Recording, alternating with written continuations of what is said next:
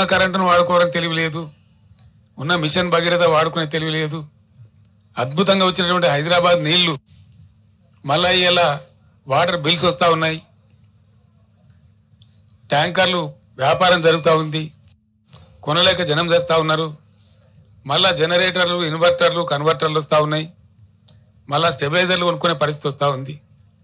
మీ అందరి ఇన్ఫర్మేషన్ కోసం నేను ఒక మాట చెప్తా ఉన్నా. హైదరాబాద్కు పెట్టుబడులు ఐటీ రంగంలో, ఇండస్ట్రీలో అద్భుతంగా వస్తున్న తర్వాత హైదరాబాద్ను పవర్ ఐలాండ్ సిటీగా మార్చినాం మేము.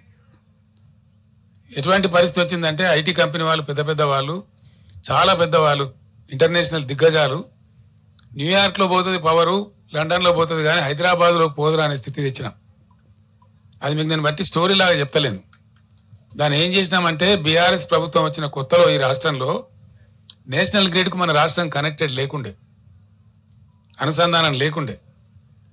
ఒక 5-6 లైన్స్ వార్దా డిచ్పల్లి కావచ్చు, వరంగల్ వరోరా కావచ్చు, అంగుల్ పలాస కావచ్చు, PGCIL power grid corporation of India limited ఎంబడి నేనే పడి, నేనే చేసి రాత్రింబవళ్ళు వాళ్ళతో కొట్లాట పెట్టుకొని ఈ 3 లైన్లు కల్పించినాం.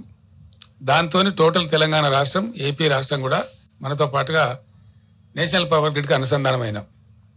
దాని ఫలితం ఏంటంటే మనకు ఏదైనా సందర్భంలో షార్టేజ్ ఏర్పడితే ఇండియా మొత్తంలో ఎక్కడ పవర్నా అక్కడి నుంచి కొనుక్కునేటువంటి అవకాశాన్ని కల్పించగలిగినాం. నంబర్ 1. నంబర్ 2, 7,600 మెగావాట్లుగా ఉన్నటువంటి ఇన్స్టాల్డ్ కెపాసిటీని దాదాపు 18,000 మెగావాట్లకు తీసుకుని పోయినాం. In addition to that 1,600 రామగుండంలో, 4,000 Yadadri thermal స్టేషన్లో, అంటే 5,600 మెగావాట్ల పవరు ఇంకా అడిషనల్ గా వచ్చేటువంటి సదుపాయాన్ని కూడా కల్పించినాం. మొన్ననే ఎన్టీపీసీ 1,600 మెగావాట్లు ప్రధానమంత్రి స్వయంగా వచ్చి డెడికేట్ చేసినాడు. నేను వాళ్ళు ఎంబడబడి తరిమి దాన్ని చేయించిన ఆ రోజు 10 సార్లు నేను రామగుండం వెళ్ళి మీకు ఏం కావాలో రాష్ట్ర ప్రభుత్వం నుంచి ఏం సహకారం కావాలని చెప్పి అడిగి పర్సూ చేసి దాన్ని కంప్లీట్ చేయించినాం. అఫ్ కోర్స్ మా ప్రభుత్వం పోయిన తర్వాత మొన్న వచ్చింది అది, మన ప్రైమ్ మినిస్టర్ వచ్చి దాన్ని డెడికేట్ చేసినాడు. ఇప్పుడు ఆ సప్లై కూడా యాడ్ అయింది.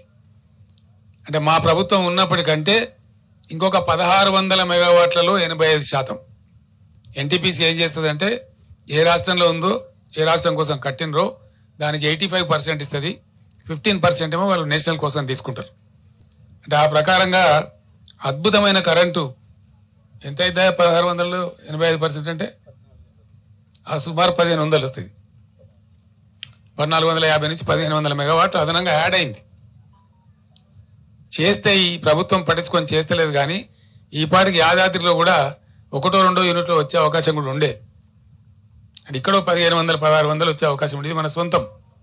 దీని నుంచి 1 యూనిట్ కూడా బయటకి ఇచ్చే అవసరం లేదు. మరి ఇంత ఉజ్వలంగా తయారైనటువంటి పవర్ సిస్టమ్ ఎందుకు ఈరోజు ఇబ్బంది పడతా ఉంది? ఇది పరిపాలకుల అసమర్థత అవునా కాదా? దయచేసి మీరే ఆలోచన చేయాలి. ఇది పని చెయ్యలేనటువంటి, పని చేతగానటువంటి ఒక అసమర్థ ప్రభుత్వ విధానం అనుకోవన్నా దీన్ని ఏ విధంగా అర్థం చేసుకోవాలా? లేదు అంటే మనకు దరిద్రం ఉందంటే అర్థం చేసుకోవచ్చు. ఉండి దరిద్రం ఎందుకండి? ఏం కారణం చేత? ఇంకోటి మనకు తర్వాతనండి, అంత గుర్తించడం అవసరం లేదు రాహుల్, చెప్తాం, నో ప్రాబ్లం.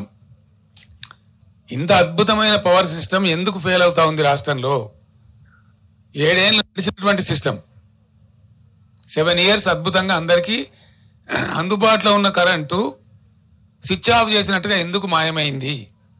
దీనికి ఎవడు సమాధానం చెప్పాలా? ఎవడు బాధ్యత తీసుకోవాలా? ఈ క్రాస్ టాక్ కాదండి రాహుల్ గారు. You question your own heart, what is wrong with the system? 7 ఏళ్ళు 7.5 ఏళ్ళు బ్రహ్మాండంగా నడిచినటువంటి సిస్టమ్ 3 నెలల లోపల నడుస్తలేదు అంటే ఎవల అసమర్థత అండి? ఎవల ఫెయిల్యూర్ ఇది? 100కు 100% నేను ఆరోపిస్తున్నా ఇప్పుడు ఉన్నటువంటి అసమర్థ, అవివేక, తెలివి తక్కువ కాంగ్రెస్ పార్టీ యొక్క అసమర్థత, మరేం కాదు. వాళ్ళకి వాడుకోవస్తలేదు, వాళ్ళకి తెలివి లేదు పాపం. మేమన్నా టెక్నోక్రాట్స్ని పెట్టి నడిపినాం, మాకు తెలివి లేక కాదు. పవర్ సిస్టంలో మొత్తం ఐఏఎస్ ఆఫీసర్లను తొలగించి 100% టెక్నోక్రాట్స్ని పెట్టినాం మేము. ట్రాన్స్కో కానీ, జెన్కో కానీ, డిస్ట్రిబ్యూషన్ సిస్టంలో కానీ 100% టెక్నోక్రాట్స్ని పెట్టినాం. వాళ్ళ ఆధ్వర్యంలో నడిపినాం. వాళ్ళకి తెలుసు ఎట్లయితే బాగా నడపచ్చు అనేది తెలుసు వాళ్ళకు. కాబట్టి సమర్థవంతంగా నడిచింది. ఇప్పుడు వీళ్ళు ఐఏఎస్ ఆఫీసర్లు మొత్తం తెచ్చిపెట్టి వానికి పట్టదు, నా మంత్రులకు పట్టదు, తీరికలు లేవు వీళ్ళకు. వీళ్ళకి రాజకీయాల కోసం తీరికలున్నాయి కానీ ప్రజల అవసరాల కోసం తీరికలు లేవు. రైతు బంద్ వేయడానికి తీరిక లేదు. మేము రైతు బంద్ వేస్తే వారం 10 రోజుల్లో వేసేవాళ్ళం. Within 10 days in all the stretches. మొదలు పెట్టినామంటే 10 days, మ్యాక్సిమం ఎప్పుడైనా 12 days అందరు రైతులకు పడిపోయేది. ఇప్పుడు వీళ్ళు అనుమానాలు కలిగించి 5 ఎకరాలకు ఇస్తామని, 3 ఎకరాలకు ఇస్తామని, 7 ఎకరాలకు ఇస్తామని ఇందులో పెద్ద విజయం సాధించినట్టు, తోకమట కథ చేసినట్టు, అదేదో గొప్ప డంబాసారం అన్నట్టు, అదేదో వేస్ట్ పథకం అన్నట్టు వీళ్ళు ఇష్టారీతిగా మాట్లాడుకుంటా.